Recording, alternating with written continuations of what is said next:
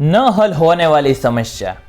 एक दिन की बात है, एक व्यक्ति जिसका नाम देव था, वह दरबार में हाजिर हुआ। वह राजा से न्याय करने की मांग करने लगा। देव नामक व्यक्ति कह रहा था कि महाराज, आप न्याय करें, मेरे साथ मेरे मालिक ने बहुत बड़ा अन्याय किया है। महाराज ने कहा, तुम सब कुछ खुलकर बताओ, तभी मैं तुम्हारी मदद कर सकता हूँ। वह व्यक्ति बोला, महाराज, मेरा नाम देव है। आज से 2 दिन पहले की बात है। मेरे मालिक कहीं जा रहे थे। बाहर बहुत ज्यादा धूप थी। मैं अपने मालिक को कहा, आप मुझे भी साथ लेकर चलो, मैं आपको इस धूप में छाते से आपको बचाता रहूंगा। मेरे मालिक ने मुझे अपने साथ लेकर चल दिए। कुछ देर चलने के बाद मेरे मालिक थक गए। फिर हम एक मंदिर के पास बैठ गए। तभी मुझे एक लाल कपड़ा दिखा जिसमें कुछ था। मैंने अपने मालिक से पूछा, क्या मैं देख सकता हूँ कि इस लाल कपड़े में क्या है? मैं इस लाल कपड़े को खोला था और उसमें 2 बेशकीमती हीरे थे। मुझे मेरे मालिक ने कहा, अगर तुम इस बात को किसी ने नहीं बताओगे तो हमें मंदिर के पास से कीमती हीरे पाए हैं, तो मैं इस 2 हीरों में से एक हीरा तुम्हें दे दूंगा। मैं अपने मालिक की बात पर राजी हो गया। फिर हम उस मंदिर से पाने पाने घर चल दिए। अगले दिन जब मैं अपने मालिक के वहां गया तो उन्होंने मुझे मेरा हिस्सा देने से मना कर दिया। मैंने अपने मालिक से कहा, यदि आप मेरा हिस्सा नहीं देंगे तो मैं इस बात को महाराज से कह दूंगा। पर इस पर मेरे मालिक ने कहा, तुम कुछ भी कर लो, पर मैं तुम्हें कुछ भी नहीं देने वाला हूं। उसके बाद आज मैं आपके पास खड़ा हुआ। अब आप ही न्याय कर सकते हैं। महाराज ने आदेश किया कि इस देव के मालिक को पेश किया जाए। जब सैनिक उस देव के मालिक के घर गए तो मालिक ने कहा, मैं कुछ देर के बाद दरबार में हाजिर होता हूं, आप लोग जाइए। सैनिक फिर से दरबार में आ गए। कुछ ही देर के बाद देव का मालिक दरबार में आ खड़ा हुआ। महाराज ने उससे पूछा कि क्या तुमने 2 बेशकीमती हीरे को पाया है? मालिक ने कहा, हाँ।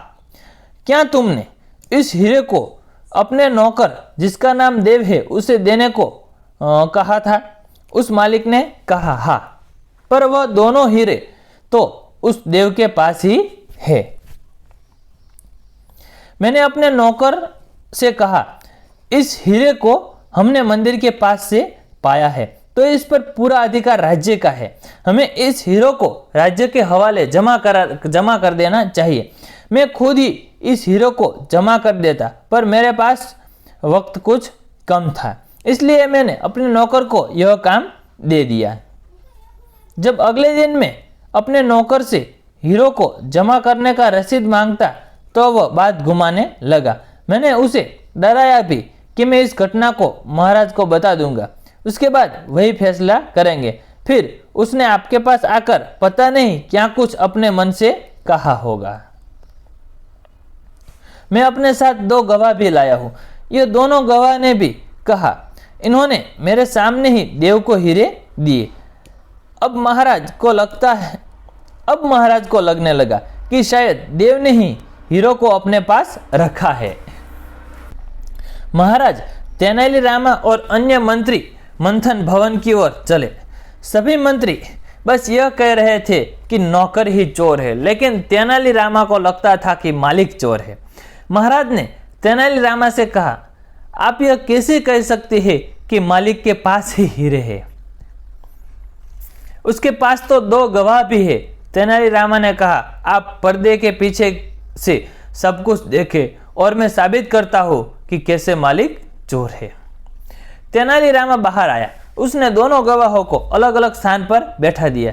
फिर पहले गवाह से पूछा, तुम बताओ कि हीरे किस चीज में थे? पहला गवाह बोला, कागज में। हीरे मंदिर के किस ओर थे? पहले गवाह ने कहा, दक्षिण की ओर। अब तेनालीरामा दूसरे गवाह के पास गए और फिर से दूसरे गवाह से पूछा, मुझे यह बताओ कि हीरे किस चीज में थे? उस गवाह ने कहा, कपड़े में। कपड़े का रंग क्या था? तेनालीरामा ने पूछा। कपड़े का रंग सफेद था, दूसरे गवाह ने बताया। हीरा मंदिर की किस ओर पाया गया था? पश्चिमी ओर। अब तेनालीरामा पहले गवाह के पास गए और बोले, तुम सब कुछ झूठ बोल रहे हो, तुम्हारे साथी ने मुझे सब कुछ बता दिया। अब उसे मैं कोई सजा नहीं होने दूंगा, पर अब तुम सजा से बच नहीं सकते।